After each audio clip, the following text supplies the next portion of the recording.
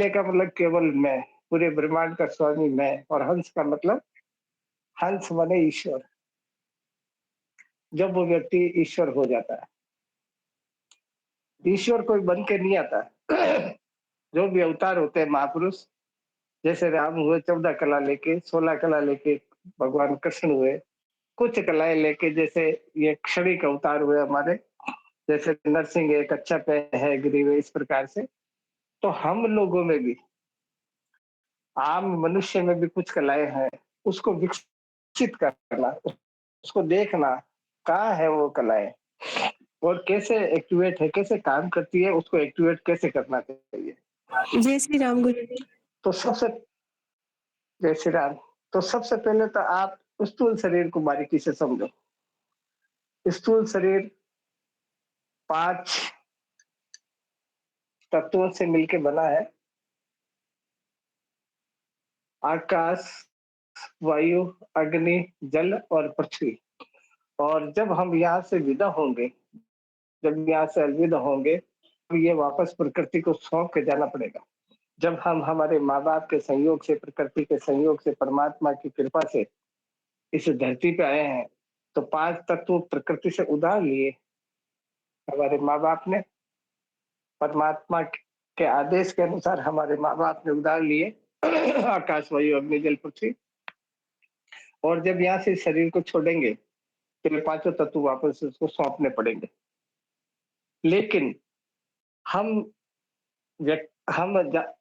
इतना ही समझ लेते हैं कि हम प्रकृति पुरुष हैं। हमारे को प्रकृति पुरुष इसीलिए कहते हैं क्योंकि प्रकृति से ये उधार लिए हुए हैं, इसीलिए हमारे को प्रकृति पुरुष कहते हैं।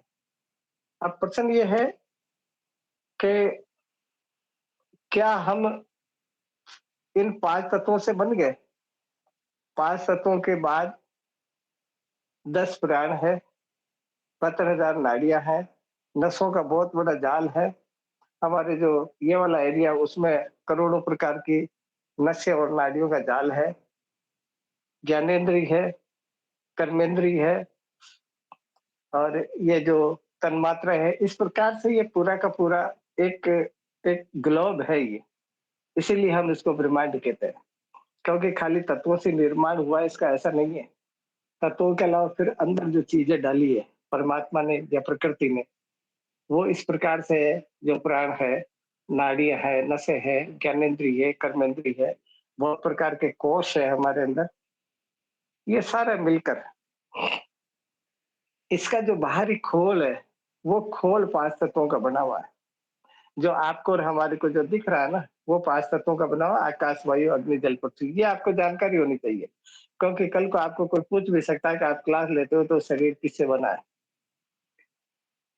लेकिन अब आगे जो हम देखेंगे कि स्थूल शरीर, तो ये जो दिख रहा है ना, अप्रोक्सीमेटली ये जो बॉडी का जो आवरण है, ये स्थूल शरीर है। सूक्ष्म शरीर में 17 चीजें होती है, 17 एलिमेंट होते हैं, उसको सूक्ष्म शरीर कहते हैं। सूक्ष्म शरीर में 5 ज्ञानेंद्री, 5 कर्मेंद्री, 5 प्राण, मन और बुद्धि, ये मिला के 17 तत्व का जो एक ग्रुप है, उसको हम सूक्ष्म शरीर कहते हैं। जिस जिस चीज को आप पकड़ नहीं सकते अपने अंगों से, वो सूक्ष्म शरीर है। अब कारण शरीर, कारण शरीर होता है, हम सूक्ष्म से थोड़ा आगे बढ़ते हैं, हमारे गुरुदेव की कृपा हो जाए, परमात्मा का आशीर्वाद मिल जाए और गुरु कृपा संपूर्णतया हमें मिल जाए, तो फिर हम कारण शरीर को इधर कहीं भी नहीं ढूंढ सकते। कारण शरीर को ढूंढने के लिए हमें कुटस्थ तक जाना पड़ेगा।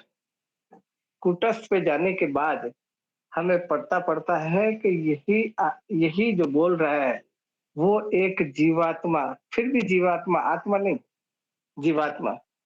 जीवात्मा कहते ही हमें मालूम पड़ता है कि इसमें अज्ञान का आवरण है, क्योंकि आत्मा जीवात्मा नहीं है, आत्मा तो स्वयं आत्मा है।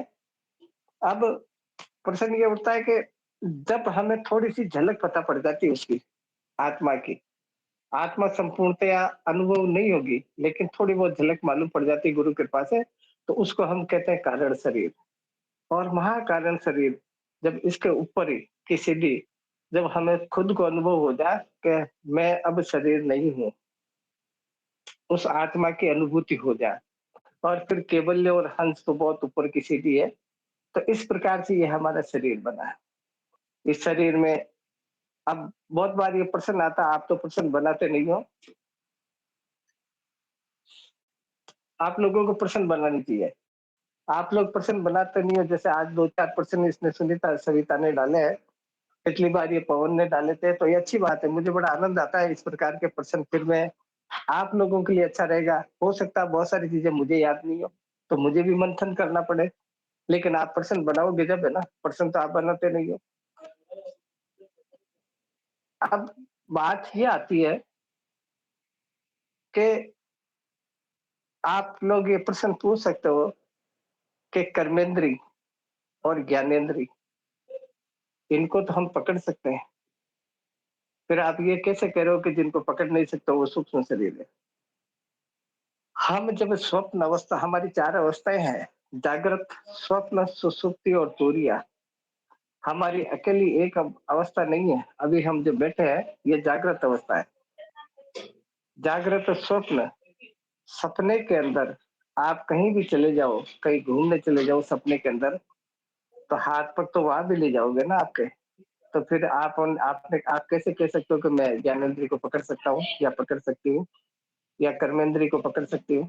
नहीं, इम्पॉसिबल है। ये दिखने वाले हैं ना, इनको पकड़ सकते हो।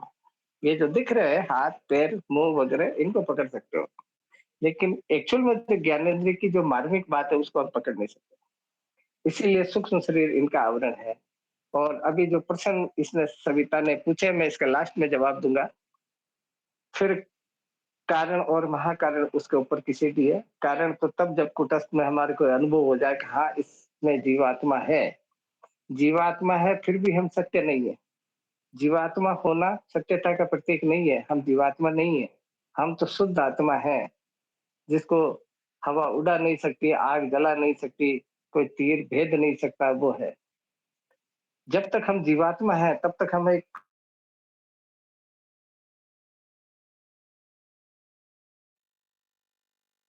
ये अपने आप को शरीर मानते ही जाति वाला मानेंगे, जाति वाला मानते ही हमारे शौक मानेंगे या हमारे ये शौक है, ये नहीं है, वही है, इस प्रकार से। इसीलिए मैं बार-बार कहता हूँ कि हमारे जो सतगुरु होते हैं ना, वो इसमें पारंगत होते हैं, इसमें प्रवीण होते हैं, वो स्वयं ईश्वर का एक अवतरण रूप होते हैं। इसलिए सुंदरदास जी ने लिखा सतगुरु में ईश्वर बसे, ईश्वर सतगुरु माई, सुंदर दो परस्पर भेदभाव को चुनाए। इसीलिए हम सतगुरु की शरण में जाते हैं। तो सतगुरु तो ये जानते हैं कि मैं जीव नहीं हूँ, मैं जीवात्मा नहीं हूँ, मैं शुद्ध आत्मा हूँ। और शुद्ध आत्मा होते ही वो परमात्मा की अनुभूति होती है, क्योंकि आत्मा है वही परमात्मा है। जब तक हम जीव भासेंगे, मैं शरीर नहीं हूँ, मैं जीव नहीं हूँ, ये शरीर मेरा नहीं है। आप कल्पना करके देखो कि आप ये कह दो कि ये शरीर मेरा है, ये मेरा है अगर शरीर, मैं कह दूं कि ये शरीर मेरा है, तो जब मेरा अंतिम श्वास होगा, अंतिम प्रश्वास होगा, तो मेरा है तो मेरे पास रहना चाहिए ना, इसको जला क्यों आते हो?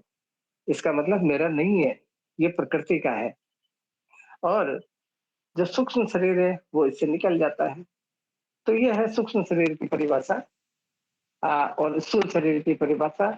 इसके अंदर आप लोगों को कोई अगर प्रश्न पूछना था, पूछ लेना। फिर कारण शरीर कुटस्थ के बाद जाने पे पता पड़ता है, क्योंकि कुटस्थ पे जीव आत्मा के ऊपर अज्ञान का आवरण है। यानी तब भी जब हमारे को ऐसा महसूस हो कि यार मैं हूँ तो आत्मा, लेकिन फिर भी शरीर तो हूँ ही हूँ। मतलब ये भान आता है हमारे को, क्या हूँ तो आत्मा मैं, लेकिन क्योंकि मैं शरीर तो हूँ, शरीर तो ये मेरा ही तो है, तब तक वो जीवात्मा है, तब तक वो आत्मा नहीं हो सकती। और जब तक आत्मानुभूति नहीं हो जाती, तब तक परमात्मा अनुभूति नहीं होगी। तो इस प्रकार से ये सूक्ष्म शरीर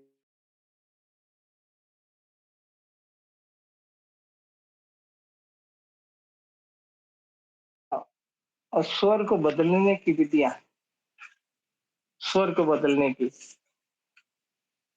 आप लोगों को पता है स्वर को कैसे बदला जाता है, किस किस प्रकार से बदला जाता है, किताब में लिखा हुआ है, आप पढ़ लेना, इसको समझाने की जरूरत नहीं है। तो इसमें आप देख लेना। ये स्वर को बदलने की जो प्रक्रिया है उसके बाद आती है सुषुम्ना नाड़ी। और सुषुम्ना नाड़ी को मैं बारीकी से समझाऊंगा। इसके पहले मैं आपको कुछ बातें बताता हूँ, तो वो बातें आप सुनिए। क्योंकि आप जब तक परिपक्व नहीं होगे, जब तक आपको जानकारी, आज तो आवाज नहीं कट रही या फौज नहीं हो रही ना सुंदरलाल जी? नहीं गुरुदेव। प्रणाम गुरुदेव। हाँ हाँ, गुरुदेव आज एक तो बात हुई ऐसे थी। आवाज। नहीं चल रहा है, हाँ कंटिन्यू है। हाँ, तो सुनो, पहले मैं उन प्रश्नों का जवाब देता हूँ जो सविता ने पूछे। मैं जो कहती हूँ सूक्ष्म का मैं जो करती हूँ सूक्ष्म का क्या लेना देना, पाप पुण्य का सूक्ष्म शरीर से क्या संबंध है? मैंने अभी थोड़ी देर पहले समझाया कि मैं जो करती हूँ उसका सूक्ष्म से क्या लेना देना।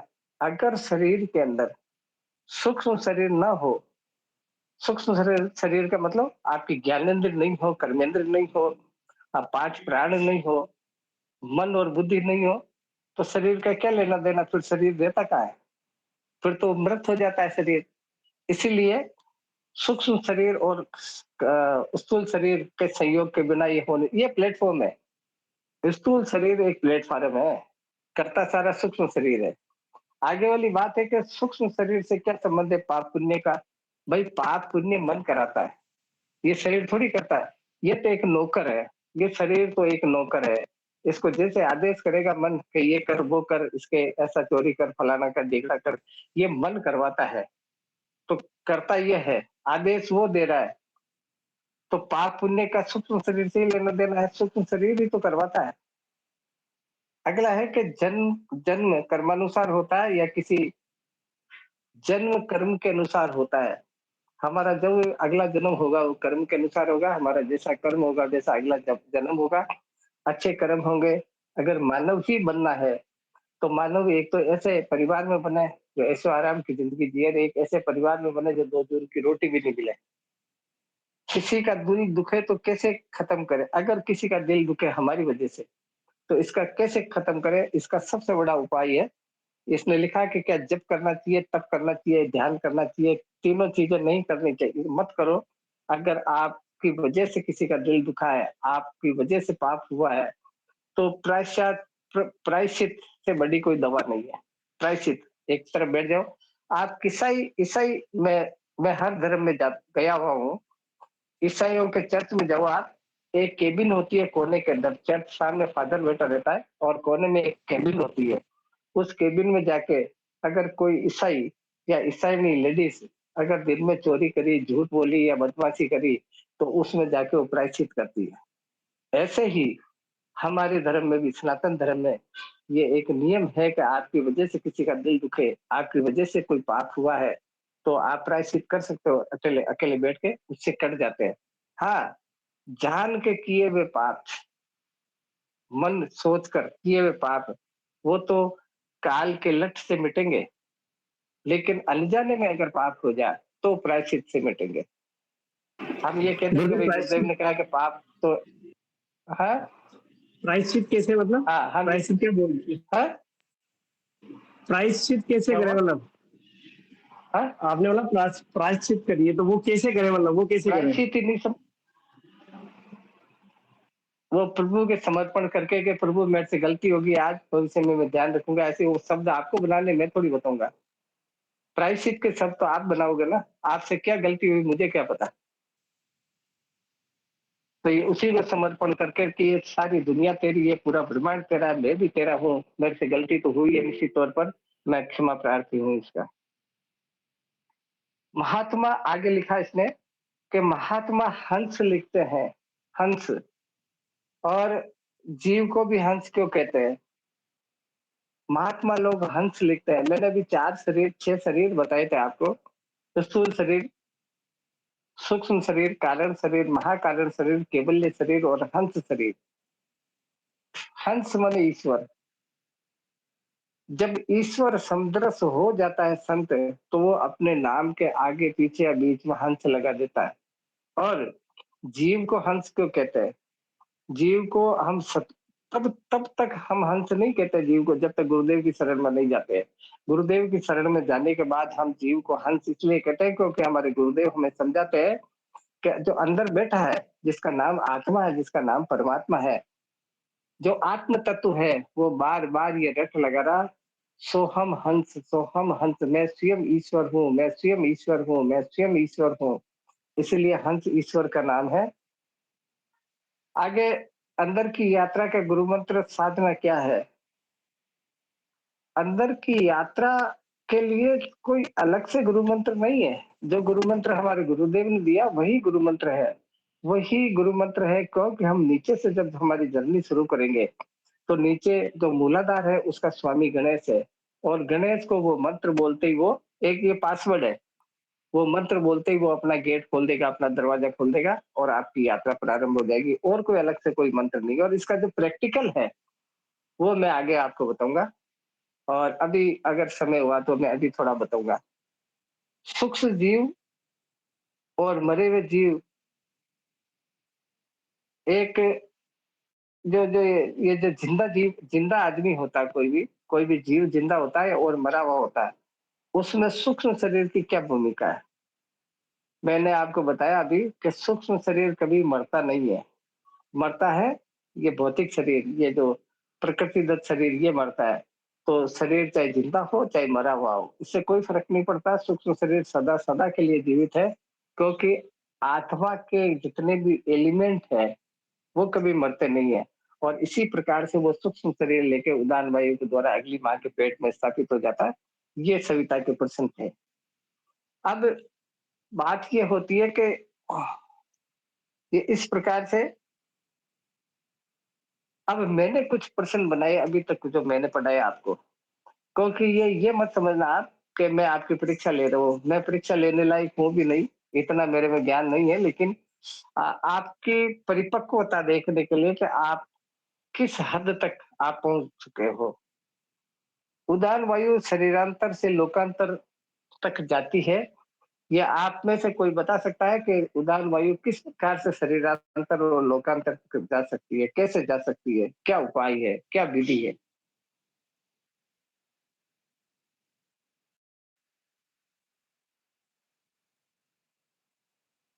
मैंने कई बार बता दिया ये बात।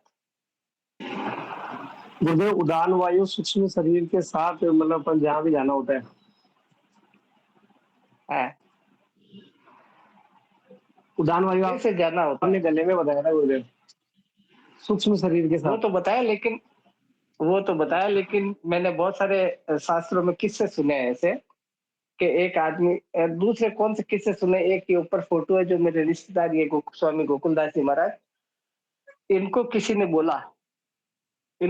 बोला, दूधू के अंदर के स्वामी जी हमारे सत्संग है। तो स्वामी जी ने कहा कि मैं आ जाऊंगा, मेरी भांजी के दादी ससुर है ये। और कुछ महीने, 1 महीने बाद या 1.5 महीने बाद, ये पास में श्राद्धना गांव है, यहाँ से एक जाटों का फोन आया, जाटों के लड़के आ गए कि बाबू जी आपको इस तारीख को हमारे सत्संग है और आपको आना है। माता ने कह दिया आ जाऊंगा। कल्पना करो,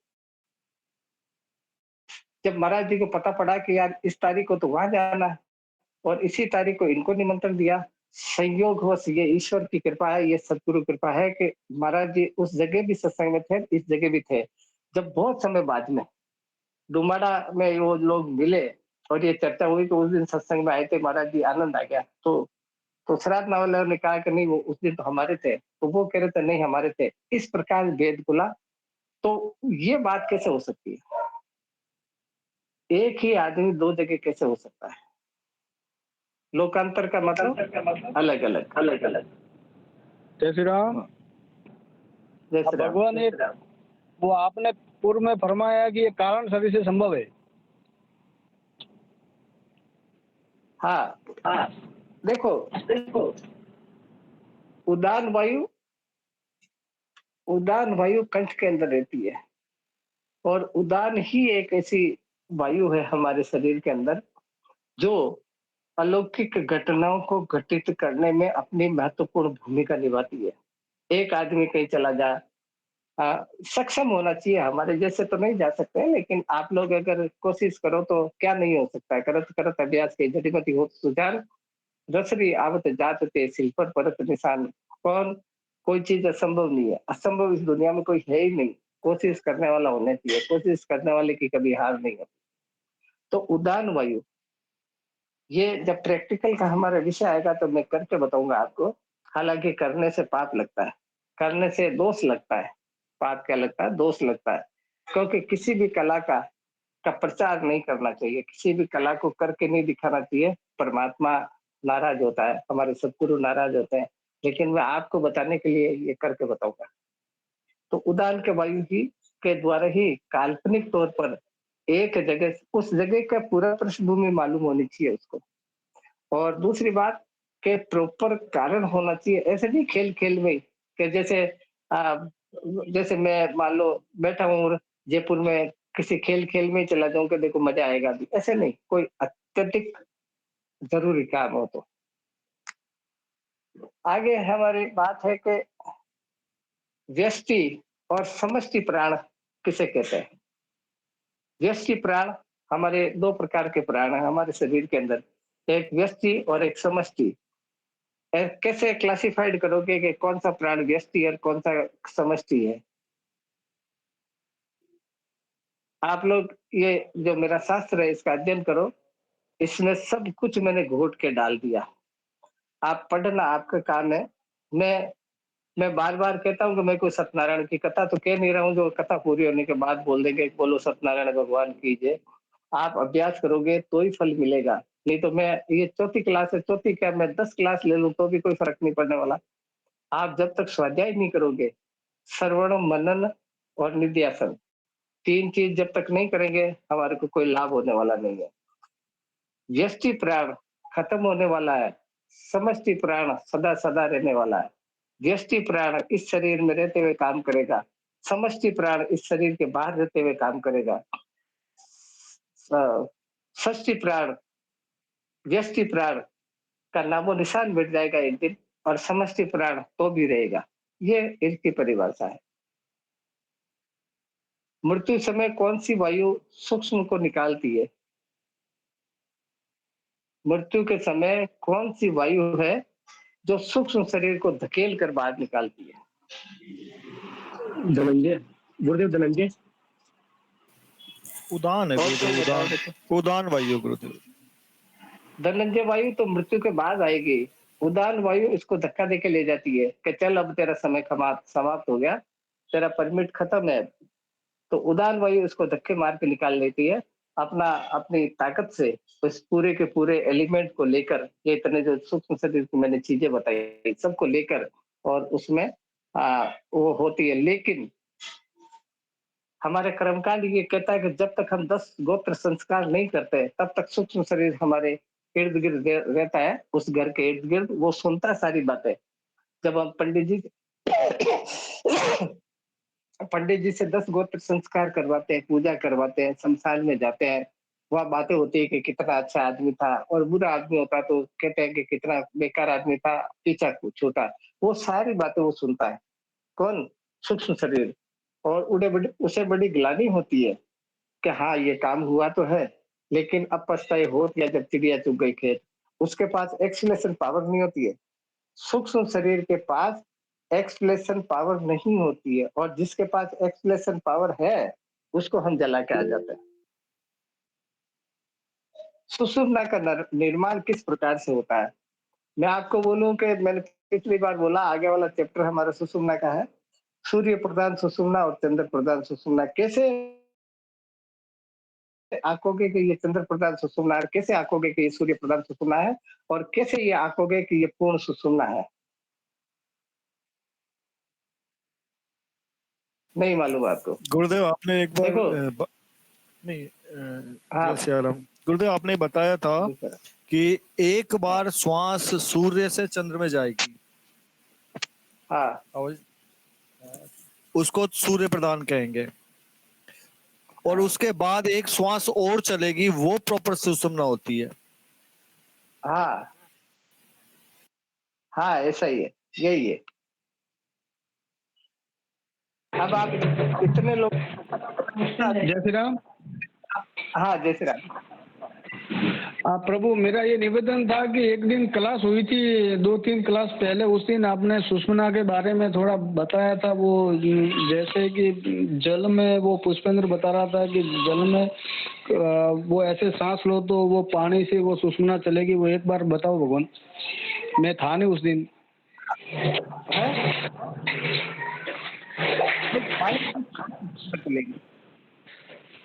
जय श्री राम।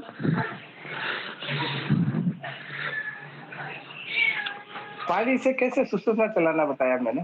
नहीं गुरुदेव, वो आपने एक बार चंद्र स्वर से एक तांबे के कटोरे में पानी बनाना था, एक सूर्य स्वर से, और एक सुषमना वो का भी दवा बताया है। था। हाँ, वो सुषमना का भी हाँ बताया था वो उसने। दवा। हाँ वो हाँ वो भगवान एक मैं बार बताता हूँ बताओ, मैं उस दिन था नहीं प्रभु, इतनी कृपा करो भगवान।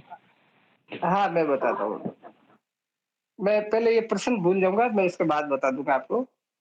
अब आगे वाला प्रश्न है कि सूक्ष्म शरीर का निवास का, इस शरीर के अंदर सूक्ष्म शरीर है का, उसका ठहराव कहाँ? उसने कई मकान तो बना रखा होगा ना, कई जगह तो बना रखी होगी ना सूक्ष्म शरीर में। किस जगह पर है सूक्ष्म शरीर का? स्टे पॉइंट कहाँ है शरीर के अंदर? किस जगह पर उसको पकड़े हम जाके कि इस जगह पर हम पकड़ सकते हैं सूक्ष्म शरीर को, गुरुदेव या कुंडलिनी उससे है ना, मिलान? कुंडलिनी, वही सूक्ष्म शरीर, वही उसी में से निकल के जाती है, तो वही सूक्ष्म वो है। सुषमना का जो बोलते हैं सुषमना, वो और कोई? कुंडलिनी है। और कोई? देखिए,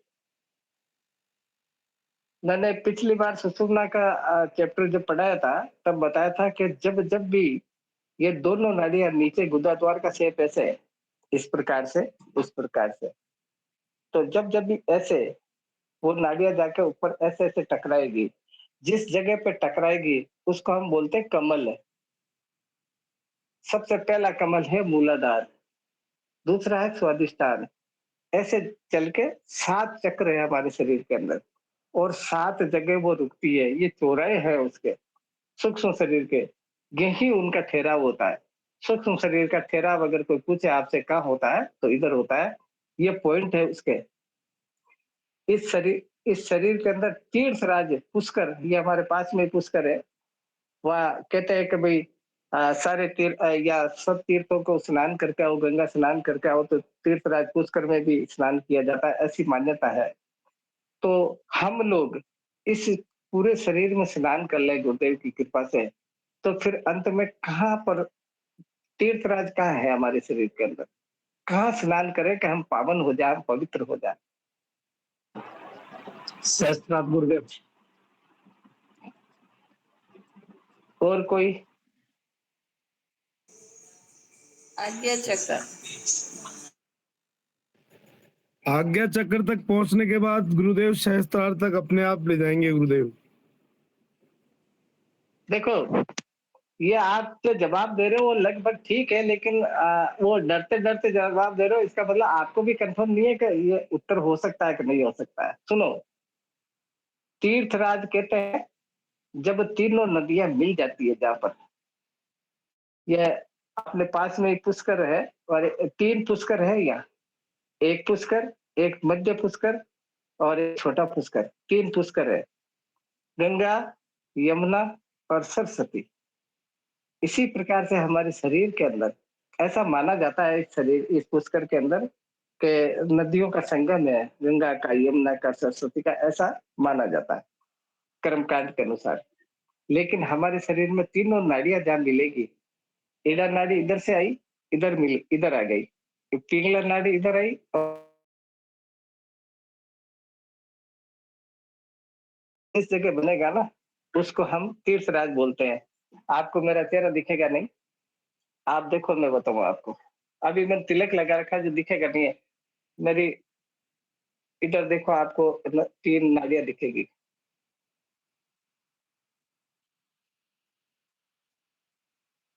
इधर एक, एक इधर, और एक ये सफेद वाले बीच में। कभी फिजिकली आऊंगा जब बताऊंगा मैं। इसको बोलते हैं तीर्थराज, जहाँ दोनों नदियां मिलकर तीसरी संगम करती है, उसको बोलते हैं तीर्थराज। शास्त्र सम्मत हृदय हमारा इस जगह है। ये जो हृदय है हमारे खून को प्यूरिफाइड करता है। हम जो भी चीज खाते हैं न्यूट्रिशन से उसका खून बनाता है और खून बना के ये पूरी बॉडी में सप्लाई करता है ज्ञान के द्वारा, ज्ञान वायु के द्वारा। क्योंकि ज्ञान वायु का काम है किसको किस चीज की कहाँ जरूरत है तो वो फैलाती है। तो ये तो हृदय हुआ हमारे शरीर का। लेकिन हमारा जो आध्यात्मिक हृदय है वो कहाँ होता है?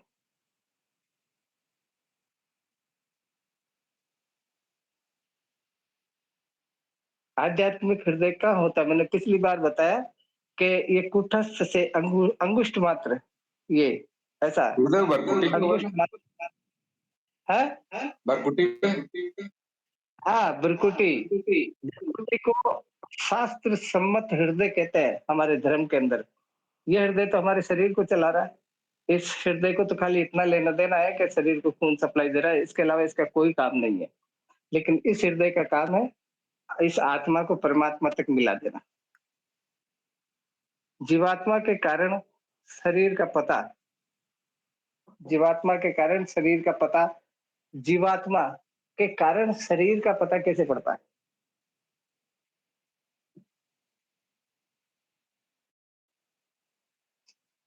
हम इस प्रकार से क्लासिफाइड है जीव। सबसे पहले तो हम व्यक्तिगत तौर पर मानते हैं भाई आप कौन हो? कि भाई मैं श्यामलाल हूँ, रामलाल हूँ, सीता हूँ, गीता हूँ, इस प्रकार सबसे नीचे की सीधी यही। ये मानने के बाद हम दो भागों में, तीन भागों में विभक्त हो जाते हैं। पुरुष लिंग, स्त्रीलिंग और नपुंसकलिंग।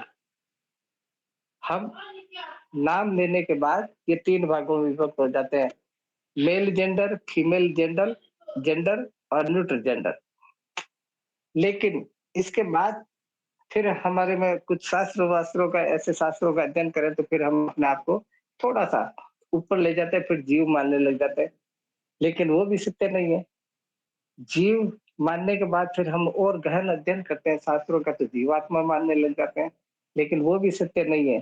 जब सतगुरु की शरण में जाते हैं हम इसको आत्म स्वरूप मान लेते हैं तो वो अंतिम सत्य है। इसीलिए कहते हैं हमारे शास्त्र ना, दो बातन को भूल मत जे चाहे कल्याण, नारायण एक मौत को दूजे श्री भगवान। दो ही चीज सत्य है इस दुनिया में। तो कारण शरीर में जाने के बाद पता पड़ता है जीवात्मा। अभी हम अपने आप को जीव महसूस कर रहे हैं, रामलाल, श्यामलाल, सीता, गीता महसूस कर रहे हो। लेकिन जब हम वहां जाएंगे कुटस्थ के वहां, तो वहां हमारे को पता पड़ता है कि यार तू ये नहीं है, गीता, सीता, रामलाल, श्यामलाल नहीं है, बल्कि तू जीवात्मा है। क्योंकि उसका प्रकाश थोड़ा दिखने लग जाता है। आत्मा का प्रकाश थोड़ा दिखने लग जाता है, लेकिन अज्ञान फिर भी है। इसीलिए उसको जीवात्मा कहते हैं। तो जीवात्मा का पता पड़ता हमारे को कारण शरीर। कारण शरीर और जीवात्मा का एक दूसरे से तारतम्य है। अंग फड़कने। अब कई जने क्या करते हैं कि जब मैं भी नहीं जानता था, मुझे भी जानकारी नहीं थी, हथेली में खुजली चल रही है, पैसे आएंगे। इस वाली में, इस वाली में चल रही है तो पैसे जाएंगे, ऐसा मानते हैं। इस वाले पैर में खुजली चल रही है नीचे तो कहीं गमन होगा, लेफ्ट हैंड में खुजली चल रही है तो किसी का आगमन होगा। इस प्रकार से हम मान लेते हैं। ये कर्मकांड का विषय है। लेकिन क्योंकि हम कर्मकांड से ऊपर उठकर उपासना, और उपासना से भी ऊपर उठकर ज्ञान कांड की बात कर रहे हैं। हमारे नीचे दो कांड है, कर्म कांड और उपासना कांड। हम बात कर रहे हैं जो ज्ञान कांड की कर रहे हैं। दो कांड नीचे छोड़ दिए हमने, तीसरे की बात कर रहे हैं। तो अब फिर वो कहाँ बात रह गई कि मेरे हाथ में खुजली चल रही तो पैसे आएंगे? दिन भर पड़े रहो पलंग पे लेके पैसे आ जाएंगे क्या? इसका तात्पर्य ये है, इसमें कौन सी नाड़ी है? इसमें इस हाथ में इस आंख फटक रही है तो इस आंख में कौन सी नाड़ी है? इस कान फटक रही है तो कान में कौन सी नाड़ी है? ये जबड़ा फटक रहा तो जबड़े में कौन सी नाड़ी है? ये फटक रहा तो इसमें कौन सी नाड़ी है? उस नाड़ी से संबंधित आपको आघात पहुंचेगा। अब अगर पुरुष है कोई तो राइट हैंड के अंग फटकेंगे तो पॉजिटिव, और लेफ्ट हैंड के फटकेंगे तो नेगेटिव रिजल्ट आएगा। लेकिन कोई फीमेल है तो उसका लेफ्ट हैंड का पॉजिटिव रिजल्ट आएगा और राइट हैंड के में नेगेटिव रिजल्ट आएगा। ऐसा ऐसा हमारे योग के अंदर ऐसा है। अब सूर्य व चंद्र प्रधान सुषुम्ना मैंने बताई दिया अभी आपको, अभी बताया आपने। ज्ञानेंद्रिय व कर्मेंद्रिय को कौन आदेश देता है? आप बताइए कि ज्ञानेंद्रिय और कर्मेंद्रिय को आदेश देने वाला कौन है इसमें?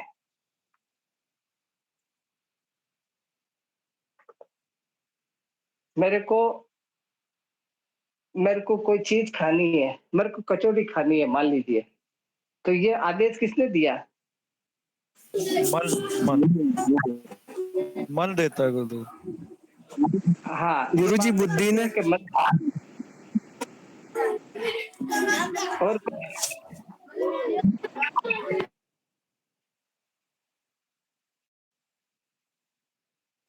देखो, आदेश देने का अधिकार सिर्फ मन को है और बुद्धि तो उसकी गुलाम।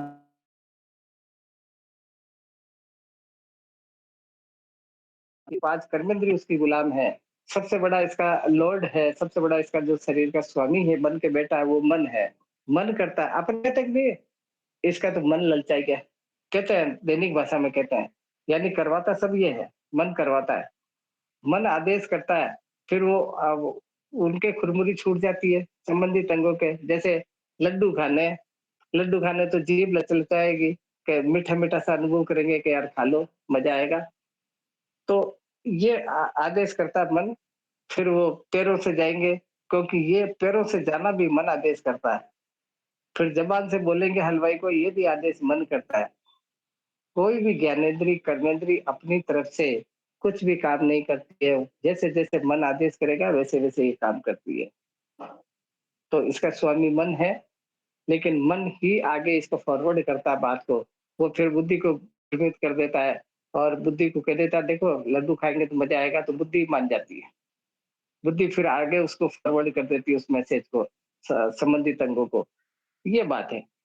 अब आप लोगों को इस इतना अभी आधे पौन घंटे पढ़ाया, तो इसमें से कोई प्रश्न पूछना तो पूछो, फिर मैं आगे की रूप, क्योंकि सुषुम्ना है आगे का, जो सुषुम्ना को पढ़ाएंगे तो समझेंगे अपन। आप गुरुदेव, ये जो आपने बताया, आपने अभी बताया ना, स्त्री का मतलब लेफ्ट सही होता है और लेफ्ट फट गया तो सही होता है, राइट गलत होता है, और पुरुष का राइट सही होता है, लेफ्ट गलत होता है। तो इसका रीजन क्या है गुरुदेव? हाँ, रीजन क्या है इसका? इसका रीजन ये है, हाँ, आप नंगे बदन होकर और आदमकद शीशे के सामने खड़े हो, तो आपका ये वाला हिस्सा, राइट वाला हिस्सा उठा हुआ होगा, उठा हुआ और ये दबा हुआ होगा। इसका मतलब ये पुरुष प्रधान है, ये स्त्री प्रधान है। स्त्री का, अगर स्त्री अपने ही शरीर को देखे तो उसका ये वाला हिस्सा उठा हुआ होगा, ये वाला बैठा हुआ होगा, दबा। यानी ये पुरुष का हिस्सा, ये स्त्री का हिस्सा, और आदमी में ये पुरुष का हिस्सा, ये स्त्री का हिस्सा। आप मार के देखो किसी के, इस वाले अंग की, राइट हैंड के जितने भी अंग है उनमें ताकत ज्यादा है, लेफ्ट हैंड के में कम है। और औरत को, लेडीज जो फीमेल होती है, माताएं बहनें, उनको हम कहते हैं कि नहीं कि औरत की बुद्धि तो, औरत में तो अकल, ये बुद्धि की माथे के पीछे होती है। माथे के पीछे नहीं, वो बहुत ताकतवर होती है। उसका पूरा का पूरा लेफ्ट हैंड का हिस्सा बड़ा पावरफुल होता है। हमारे दिमाग तीन है, राइट माइंड और मिडिल माइंड। तो ताजु कल्पना करो आप कि लेफ्ट माइंड तो उसका है ही पावरफुल, लेकिन वो मिडिल माइंड को भी पावरफुल लेके चल रही है। मांग बढ़ती है इतनी, माताएं बहनें, मांग बढ़ती है उसमें, लाल लाल ऐसे ऐसे बढ़ती है। तो लेफ्ट हैंड तो पावरफुल नहीं है, लेकिन मिडिल माइंड को भी साथ ले लेती है, इसीलिए वो आदमी को हरा देती है। कोई न कोई चक्रव्यूह रचकर उसको हरा देती है। और आदमी तो बापड़ा, वो एक राइट माइंड अपने आप को पुरुष मान बैठा है, वो एक एक ही दिमाग काम में आता है उसका, राइट हैंड, राइट माइंड। उस दिमाग को काम में नहीं आता ऐसा नहीं है, वो चाहे तो लेफ्ट माइंड को भी काम में ले सकता है, मिडिल माइंड को भी काम में ले सकता है, और राइट माइंड को भी काम में ले सकता है, लेकिन लेता कौन है? इतनी फुर्सत किसके पास है? इसीलिए मैंने एक वीडियो डाला था इसमें, किसी सज्जन ने डाला था मेरे को, तो मैंने इसे फॉरवर्ड कर दिया कि हम लोग तिलक क्यों लगाते हैं। इसका सबसे बड़ा कारण यही है, और यही कारण है पवन भैया कि हम, औरत दिमाग में हमेशा हमारे से तेज होगी। अब हम कहानी तो कह देते हैं कि हर मर्द की सफलता के पीछे औरत का हाथ है, लेकिन इसके मर्म को नहीं जानते क्यों है हाथ। और कोई प्रश्न हो?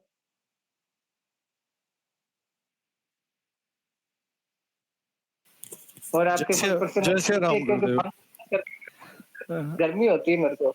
जय श्री राम गुरुदेव। जय श्री राम। गुरुदेव, जैसे अभी जोधपुर से सवाल पूछा था कि ध्यान के जरिए अपन लोग हाँ, अंदर की यात्रा कर सकते हैं, तो हाँ, और ये इसमें गुरु मंत्र ही अनिवार्य है। पर फिर ये बिल्कुल। बीज मंत्र का क्या फिर महत्व हुआ कि बीज मंत्र उनमें हाँ, चाहिए? ये ऐसे प्रश्न आपको बाद में भी याद आ गए ना, तो आप उसमें मेरे पर्सनल व्हाट्सएप के ऊपर लिख के भेज दिया करो, मैं अगली क्लास में इसको एक्सप्लेन करूंगा। देखिए, मास्टर चाबी तो गुरु मंत्र ही है। मास्टर चाबी तो गुरु मंत्र है, लेकिन जब हम अंदर जाएंगे मेडिटेशन के अंदर, मेडिटेशन के द्वारा भीतर की जर्नी करेंगे, तो अंदर जो बीज मंत्र है सबका अलग अलग, मूलाधार का अलग है, स्वादिष्ठान का अलग है, मणिपुर का अलग है, सबका अलग अलग है। वो आपको याद रखने की जरूरत नहीं है। आपके साथ आपके सतगुरु जा रहे हैं, आपके साथ आपके सतगुरु होते हैं, वो खुद उस ध्वनि का अनुसरण करके आपको बताएंगे इसका बीज मंत्र ये है। वो खुद बोल रहा है, अंदर खुद बोल रहा है ना, आप खुद सुन रहे हो, आपका सूक्ष्म शरीर खुद सुन रहा है। लेकिन क्योंकि उस बीज को प्रॉपरली हम जान नहीं पाते, उतनी विराट ध्वनि के अंदर होता है, लेकिन उस सूक्ष्म ध्वनि के अंदर हमारे सतगुरु बताते हैं। इसलिए उस बीज मंत्र का आपको ध्यान नहीं करना। जो कर्मकांड शास्त्र है ना, उसमें लिखा हुआ है कि आपको मूलाधार की साधना करनी, तो ये बीज मंत्र बोलो। इसीलिए मैं कहता हूँ कि बिना सतगुरु के राय के बिना कोई काम नहीं करना चाहिए। वो तो कोई भी लेखक कुछ भी लिख दे, स्वतंत्रता का अधिकार है भारत में, कुछ भी लिख दूं, मैं भी कुछ भी लिख दूं, लेकिन उसको चैलेंज कौन करे? भाई उसकी मूलाधार को साधने के लिए उस संबंधित बीज मंत्र को साधने की जरूरत नहीं है। आपके पास जब मास्टर चाबी है, तो फिर दूसरी चाबियां संभालने की जरूरत कहाँ पड़ेगी? जी गुरु जी। हाँ, गुरुदेव, और कुछ? हाँ, एक सवाल और है गुरुदेव। हाँ, गुरुदेव, जैसे उड़ान उड़ान वायु से एक जगह से दूसरी जगह जा सकते हैं, हाँ, पर गुरुदेव उसके लिए जैसे कोई आदमी ध्यान में बैठा है, कोई भी हाँ, संत है ध्यान में बैठा है, तो वायु निकलेगी तो कुछ ना कुछ खुलेगा, जैसे मुंह खुलेगा इस तरह से। और हाँ, उसमें तो हिलते भी नहीं है आदमी, जैसे कहीं जाता है तो वो मूवमेंट नहीं करता है। और वो वायु निकलेगी तो हाँ, कुछ ना कुछ जगह तो एक जिस जगह से निकलेगी, हम्म। तो वो पूछना चाह रहा हूँ, जैसे मुंह देखिए, खोलना पड़ेगा। देखिए, हमारे शरीर में 10 जगह छेद बनाए भगवान ने। इस प्रकृति ने 10 जगह हमारे छेद बनाए। जैसे कान में है, नाक में है, मुंह में है, जेनिटल ऑर्गन्स में है, गुदा द्वार के अंदर है। इस प्रकार से 9 छेद तो हमारी गिनती में आ गए। लेकिन 10वां जो है, वो बंद पड़ा, हमारी माँ ने बंद कर दिया जब हम पैदा हुए तभी। तो आपने देखा होगा माताएं बहनें जब बच्चा पैदा होता है तो इधर वो मुल्तानी हल्दी पता नहीं क्या क्या लगाती है इधर, इसको बंद कर देते हैं। ये 10, इसको 10वां द्वार बोलते हैं। ये 10वां छेद है, लेकिन इसको हमारी माँ ने बंद कर दिया दाई माई के कहने से। तो ये तो बंद है। ये तो सतगुरु की कृपा से खुलता है। सतगुरु खुद खोलेगा इसको तो, लेकिन 9 जगह तो खुली है हमारे अभी भी। 9 दरवाजे तो अभी भी खुले हैं। तो वो किसी भी दरवाजे से निकल जाएगा। ये कान है, ये कान है, ये आँख है, ये आँख है, ये मुँह है, जेनिटल ऑर्गन है, किस-किस को बंद करके रखोगे आप?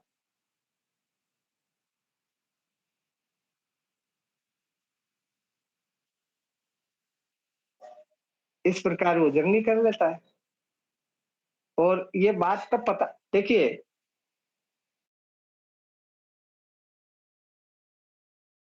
विद्वान हो जाए, साधक कितना ही विद्वान हो जाए, अगर उसके पास कोई आएगा ना, कोई महापुरुष, जैसे वो दूसरी जगह, 2 जगह, तो पहली शर्त ये है उसको वो हाथ भी लगा सकता है। दूसरी शर्त है उसके छाया नहीं होती है, छाया रहित होता है, क्योंकि छाया वाला तो उधर बैठा है। और हाथ किसके लगाओगे? जिसके हाथ लगाओगे वो तो वहां बैठा है। तो वो चाहते हुए भी उसका स्पर्श नहीं कर पाता है। चाहते हुए भी बाद में पश्चाताप होता है, यार कि ऐसा क्यों कर दिया।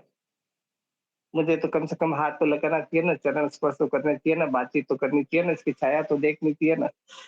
लेकिन ये दिमाग बाद में आता है हमारे। खैर ऐसे महापुरुष है हमारे देश में और उसी की बनस्पत ये धरती टिकी हुई है। और कोई बात? दीपांशु जय है श्री क्या राम इससे गुरुजी। जुड़ा हुआ? हाँ, जय श्री जी राम। जी गुरु जी, जी गुरु जी। हाँ, हाँ, बोलो चेतना। गुरुजी मैं ये पूछना चाह रही थी, जैसे अपन ध्यान करते हैं तब जब ये सहस्त्रार्थ हाँ, पे है ना, कोई प्रेशर आता है, हाँ, कुछ देखो पेन सा फील होता है। ये मैं बताता हूँ बेटा। एक तो ये सुंदरलाल जी भी ये ग्रुप में जुड़े हुए हैं। तू पापा से बात कर लेना, ये पापा और तुम बात कर लेना। ये चाहेंगे जब मैं आ जाऊंगा अगले सैटरडे को, पापा से बात कर लेना दिन में। हाँ गुरुजी जब करेंगे। जब भी हम हाँ, जब जब भी हम मेडिटेशन करेंगे, जब जब भी हम मेडिटेशन करेंगे, हमारी जितनी भी एनर्जी है, हमारी जितनी एनर्जी का जो स्टोर है, जो उसका कैबिनेट है, वो तमाम नीचे की तरफ रहता है। मैं दिन में बात कर रहा था कि किशन मन्ना से मेरी बात हुई, तो मैंने यही कहा था उनको कि मैंने कुछ 3 मैसेज डाले थे इसमें, तो क्योंकि इसमें मेरे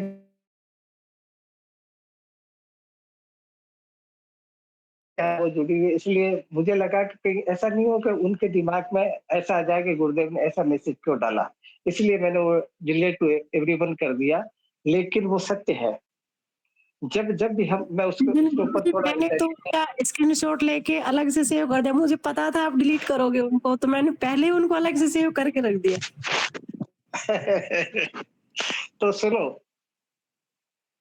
जब जब भी आप मेडिटेशन करोगे, तो उस समय आपकी तमाम एनर्जी होती है, नीचे होती है। हमारे नीचे 2 चीज़ है, एक राम और एक काम। 2 चीज़ है नीचे। रास्ता चुनना हमारे हाथ है। मैं ये नहीं कहता कि हमारे को राम चुनना है। राम का मतलब ऐसा नहीं कि मैं राम से नहीं हूँ तो राम के लिए कर रहा हूँ, आप जिसे भी स्वीकार करते हो। तो एक तो राम की तरफ रास्ता जा रहा, एक काम की तरफ रास्ता जा रहा। अगर कोई आदमी ये कहे कि इसके लिए आपको ब्रह्मचारी होना पड़ेगा, ऐसा कतई स्वीकार्य नहीं है। आप सब कुछ गृहस्थी से बड़ा कोई धर्म नहीं है। तो वो चलना हमारे हाथ है ना। हम यहाँ यहाँ से मैं घर-बार छोड़ के जंगल में चले जाऊँ और कामना वही बची रहे, तो फिर घर छोड़ के जाने से मतलब क्या? इससे बेटर है गृहस्थी में रह के आप सारा कर्म धर्म निभाते हुए उस परमात्मा की तरफ सफर करो। तो चेतना ने अभी पूछा कि जब ये हम मेडिटेशन करते हैं तो जोर पड़ता है, इसमें दर्द होता है। जब जब भी हम मूलाधार को बंद करके और इस प्रकार की मेडिटेशन का मतलब है एनर्जी को कलेक्ट करना। एनर्जी का भंडार इधर है नीचे, और नीचे जब हमने गुदाद्वार को बंद कर दिया तो ये ऊपर की तरफ चढ़ेगी। ऊपर की तरफ चढ़ेगी तो लास्ट पॉइंट है इसका ये वाला, क्योंकि सारे तो हमने बंद कर रखे हैं। हमने मुंह बंद कर रखा, कान, नाक वगैरह सारे बंद कर रखे हैं। बंद करने का मतलब ऐसा नहीं कि हमने सांस रोक दिया, लेकिन क्योंकि हमारा एक टक ध्यान उधर है तो सारी ज्ञानेंद्रिय कर्मेंद्रिय को हमने एक तरह से निष्क्रिय कर दिया।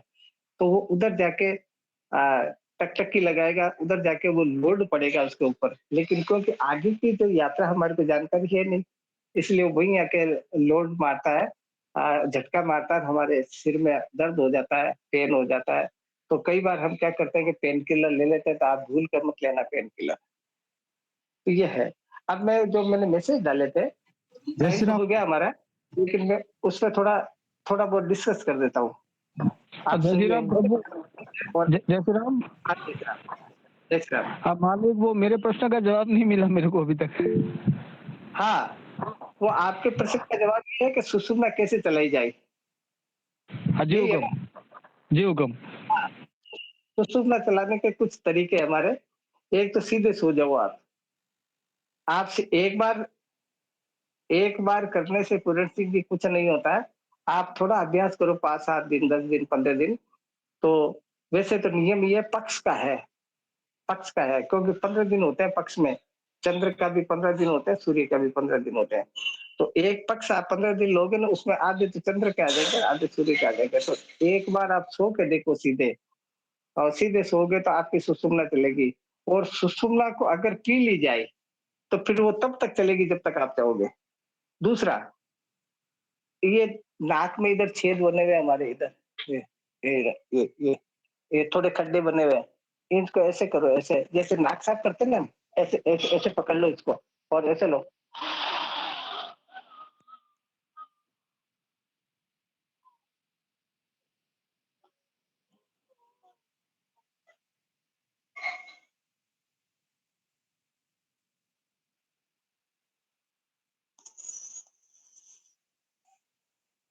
ऐसे अगर 10 बार का आपने कर लिया ना, 10, 12, 15 बार, तो आपकी सुसुम्ना चलने लग जाएगी। लेकिन इसका शर्त ये है कि फिर आप लेटना पड़ेगा आपको। और जब भी सुसुम्ना चलती है, आपको भयावह सपने आएँगे। अगर जग रहे हो, तो डरावनी चीज़ें दिखेगी आपको दीवार पे और कुछ, या कोई फ़ोन आ गया तो डरावना फ़ोन आएगा। इस प्रकार की मतलब ये टोटली डरावनी चीज़ें आपको अ, सूचित करेगी ये। ये है सुसुम्ना का। अब जय श्री राम।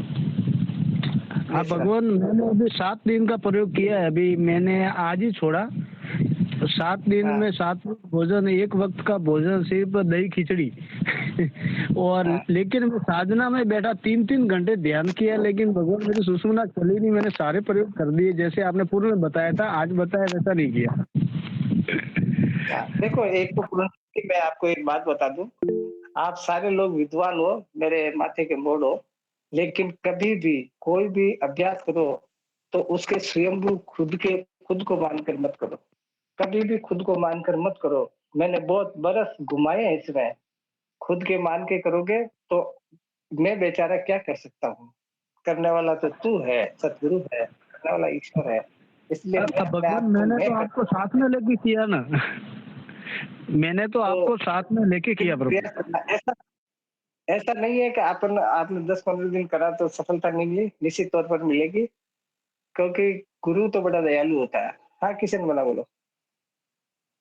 जय श्री राम गुरुदेव। गुरुदेव, प्रश्न तो खैर मार्गनिक हो बड़, लेकिन वीर वास्ते कम से कम नहीं, आपने लंबो समय, आधा घंटा को समय देना पड़े।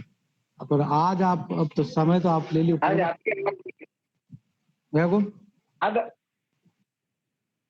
तो सुनो, इसको अपन अगली क्लास में आप प्रश्न पूछना। मैं उस जो मैसेज डाले मैंने उस पर थोड़ी चर्चा कर दूं।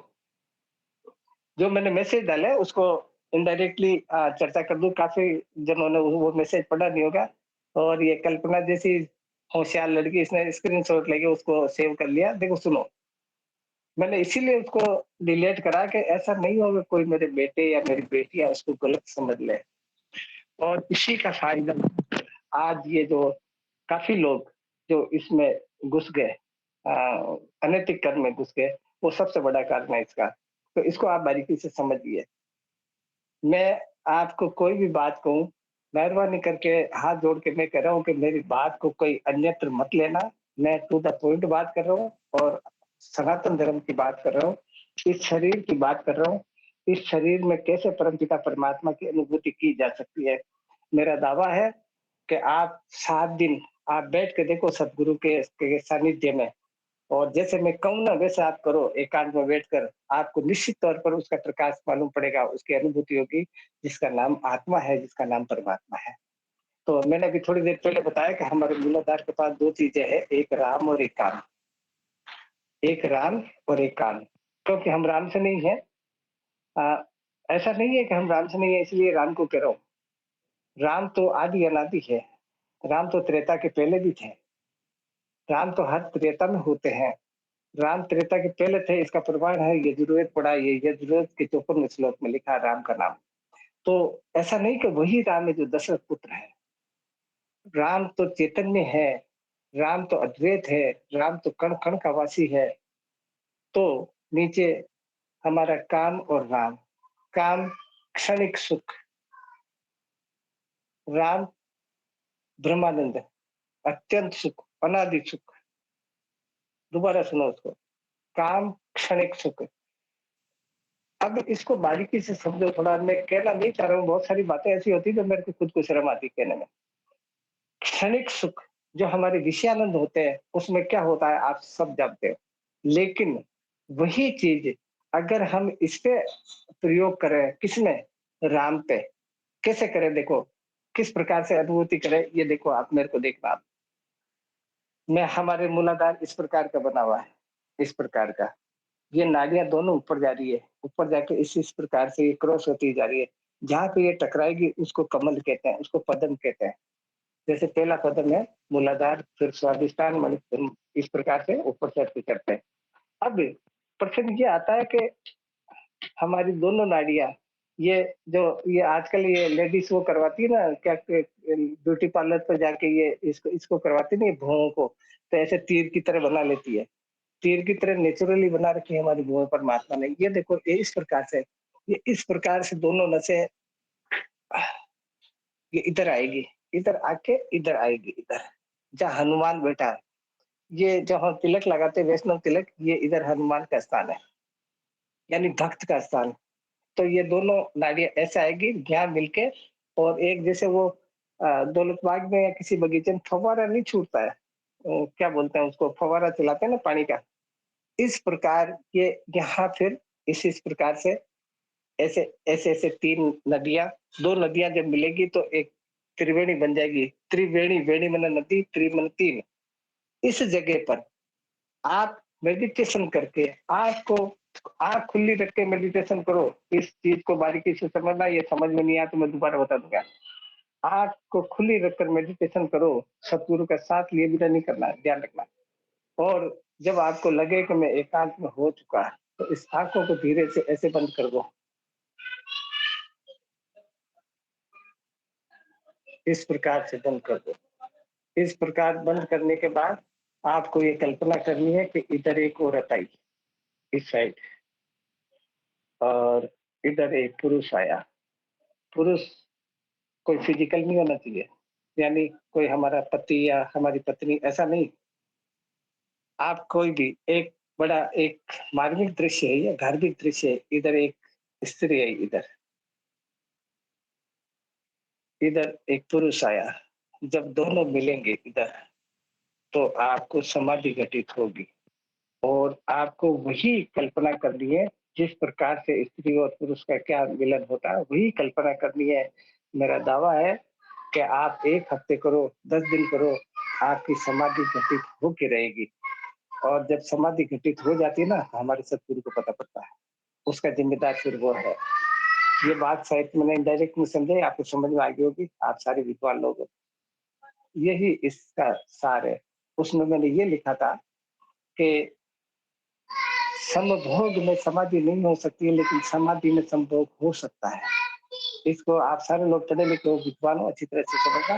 और तरीका यही है जो मैंने बताया आपको। इस विषय में और कोई बात पूछने का आप पूछिए। आप देखिए, हमारे माँ बापों के सामने हम किस बात की शर्म करें। और जिनके सामने शर्म करनी होती है वो तो वो खुद बेशर्म होते हैं। ऐसे लोग दुनिया भरी पड़ी है। मैं तो आपको हाथ जोड़ जोड़ के कहता हूँ कि आप हर तरीके से पूछिए, आप मुझे हर तरीके से बताने को तैयार हूँ, कर के बताने को तैयार हूँ। लेकिन कुछ चीजें मैं इनडायरेक्टली इसलिए बताता हूँ कि मेरा भी कुछ स्टैंड है। तो और कोई बात पूछनी है तो आप पूछिए, फिर अगली क्लास में देखेंगे अपन। और कोई व्यक्तिगत कोई प्रश्न हो आपका, कि आपको शर्म आती हो, आप पूछ नहीं पाते हो, तो आप मुझे मैसेज कर दीजिए। मैं फोन नहीं करूंगा, मैसेज के द्वारा ही रिप्लाई करूंगा। और ऐसा कोई मैसेज हुआ कि आपको शर्म आती हो, तो आपको मैं पर्सनली उसका रिप्लाई दूंगा, ग्रुप में नहीं दूंगा। और कोई बात हो तो बताइए आप, फिर इतनी सीधी करें। क्योंकि आप लोग तो एसी और पंखे में बैठे हो, मैं पंखा करके बंद करके बैठना पड़ता है, जो पूरा भीग गया मैं। गुरुदेव मैं पंखा को बंद करके बैठी हूँ। पंखा चला के बैठा करो गुरुदेव, ऐसे क्या करते हो? कम ये से कम पंखा पंखा चला तो के पंखा चला के बैठता हूँ सुंदरलाल जी, तो आपको आवाज नहीं आती है। नहीं, आवाज तो आई गुरुदेव। आ जाएगी गुरुदेव, आ है जाएगी तो गुरुदेव, चला के बैठा करो आराम। नहीं बात गुरुदेव आप तो चला के बैठा करो, हम सबके लिए परेशान होना जय श्री उचित राम। नहीं है इतिश्री गुरुदेव। कराओ, आपको इतिश्री कराओ। जय श्री राम हाँ गुरुदेव। ठीक, जय श्री राम। जय श्री राम। जय श्री राम जय गुरुदेव। श्री राम। जय श्री राम। राम गुरुदेव, प्रणाम गुरुदेव। जय श्री राम। जय राम गुरुदेव।